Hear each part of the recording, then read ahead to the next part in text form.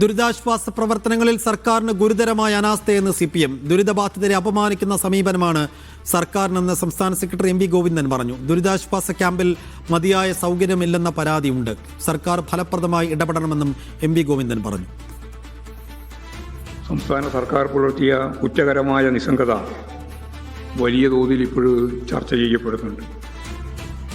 പ്രളയസമാനമായ സാഹചര്യം ഉണ്ടായിട്ടും ആ പ്രദേശത്ത് നേരിട്ടെത്തി പ്രവർത്തനം ഏകോപിപ്പിക്കുന്ന കേന്ദ്രത്തിൽ പോലും എത്താൻ അതിനുപോലും സാധിക്കാത്ത സ്ഥിതിയാണ് മുഖ്യമന്ത്രിക്ക് ഉണ്ടായിട്ടുള്ളത്. ദുരന്ത ഭൂമിയിൽ സകലതും നഷ്ടപ്പെട്ട മനുഷ്യരെ പരിഹസിക്കുന്നതിന് തുല്യമായ നിലപാടാണ് അദ്ദേഹം ഇന്നലെ സ്വീകരിച്ചത്.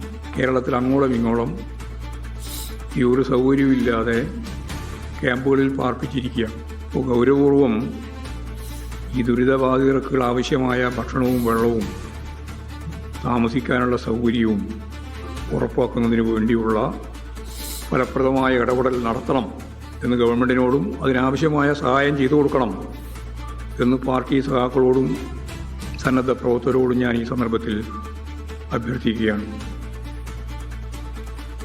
സുനിൽ ഐസക് വിശദാംശങ്ങളുമായി. സുനിൽ, ദുരിതാശ്വാസ പ്രവർത്തനങ്ങളിൽ ഏതെല്ലാം മേഖലകളിൽ ഏതൊക്കെ തരത്തിലുള്ള വീഴ്ചകൾ ഉണ്ടെന്നാണ് CPM പറയുന്നത്?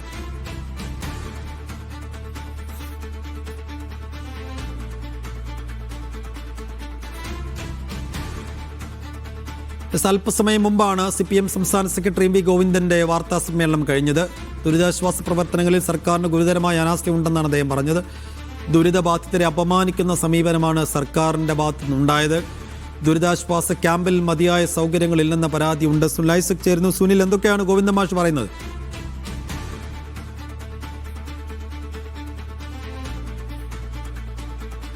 സംസ്ഥാനത്ത് പ്രളയസമാനമായ സാഹചര്യമാണ്. ദുരിതബാധിതരായ നിരവധി മനുഷ്യർ, ഏതാണ്ട് 13,000-ഓളം ആളുകൾ വിവിധ ക്യാമ്പുകളിലുണ്ട്. പലരുടെയും അവസ്ഥ വളരെ ദയനീയമായ അവസ്ഥയാണ്. പക്ഷേ സർക്കാരിന് വേണ്ട രീതിയിൽ ഇടപെടാൻ കഴിയാത്ത സാഹചര്യം ഉണ്ടാകുന്നു. കഴിഞ്ഞ സർക്കാരിന്റെ കാലത്ത് 50,000-ലും 60,000-ഓളം ആളുകൾ പല ക്യാമ്പുകളിലായി ഉണ്ടായിരുന്നു. അവർക്ക് ഒരു തരത്തിലുള്ള പ്രശ്നങ്ങളോ പ്രതിസന്ധികളോ ഉണ്ടാകാതെ സർക്കാർ അവരെയൊക്കെ കരുതലോടെ കൊണ്ടുപോയ ഒരു ചരിത്രമുണ്ട്. പക്ഷേ ഇത്രയും ആളുകൾ മാത്രം ക്യാമ്പുകളിലെത്തിയിട്ടും കാര്യങ്ങളെല്ലാം താറുമാറായ അവസ്ഥയിലാണെന്നാണ് MV ഗോവിന്ദൻ CPM സംസ്ഥാന സെക്രട്ടറി ആരോപിക്കുന്നത്. വലിയ ശക്തമായ വിമർശനമാണ് ഈ വിഷയത്തിൽ സർക്കാരിനെതിരെ CPM ഉയർത്തിക്കൊണ്ടുവരുന്നത്. ദുരിതാശ്വാസ പ്രവർത്തനങ്ങളിൽ ആളുകൾ, പാർട്ടി പ്രവർത്തകർ എല്ലാവരും ഒന്നടങ്കം പങ്കെടുക്കണം എന്ന ആഹ്വാനം ചെയ്തുകൊണ്ടാണ് MV ഗോവിന്ദൻ വാർത്താസമ്മേളനം ആരംഭിച്ചത്. ആളുകൾക്ക് ഭക്ഷണവും വെള്ളവും എത്തിക്കണം, അതാണ് ഏറ്റവും നിർണായകമായ ഏറ്റവും പ്രധാനപ്പെട്ട കാര്യം. ഇതെത്തിക്കുന്നതിൽ സർക്കാർ പരാജയപ്പെട്ടിരിക്കുകയാണ്. ദുരിതാശ്വാസ ക്യാമ്പുകളിൽ മതിയായ സൗകര്യങ്ങളില്ല. അപകട സാധ്യതയുള്ള സ്ഥലങ്ങളിൽ നിന്ന് ആളുകളെ അടിയന്തരമായി മാറ്റിപ്പാർപ്പിക്കണം. ഇതിന് സർക്കാർ സംവിധാനങ്ങളോടൊപ്പം തോളോട് തോൾ ചേർന്ന് പാർട്ടി പ്രവർത്തകർ കൂടി അണിനിരക്കണമെന്ന് അദ്ദേഹം പറയുന്നു.